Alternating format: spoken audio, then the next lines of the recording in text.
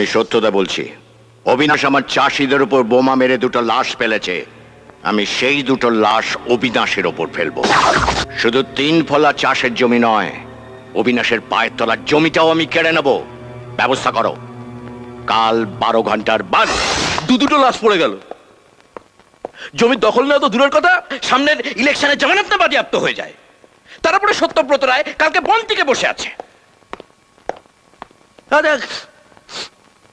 দুর্গন্ধ না সুগন্ধ? আপাতত দুর্গন্ধই। সেন্ট ছড়িয়ে গন্ধটাকে পাল্টাতে হবে। যাও স্যার, নিয়ে এসে জামাইবাবুর গায়ে ছড়িয়ে দাও। হরিপদ, দিনের পর দিন এত গরল হয়ে যাচ্ছ কেন? কেন? সেন্টটা লাশের উপর ছড়িয়ে দাও। তারপর তার উপরে পার্টি স্ট্যাম্পটা লাগিয়ে দাও।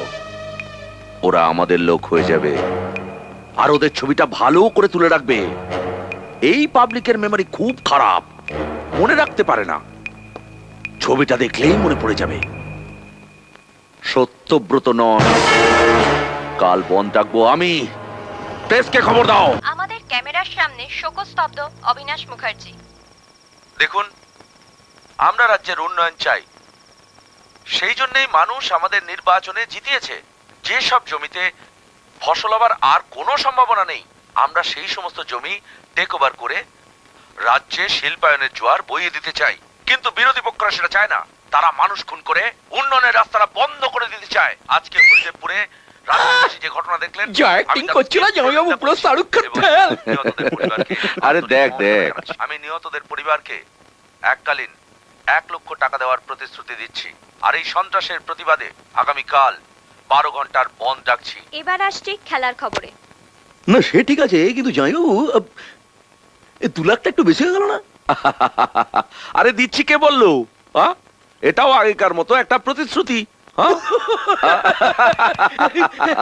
আর যারা দুজন মারা গেছে তারা আগেও বিরোধী দলের সমর্থক ছিল, পরেও থাকবে।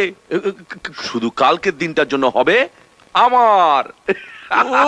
জয়বাবু, দিদির আর কি ভাগ্য হয়নি, অনেক কপাল করে তোমার মতো একটা বর পেয়েছিল। কি অ্যাক্টিং, খালি দেখে যেতে পারলো না। আহা, কেন না?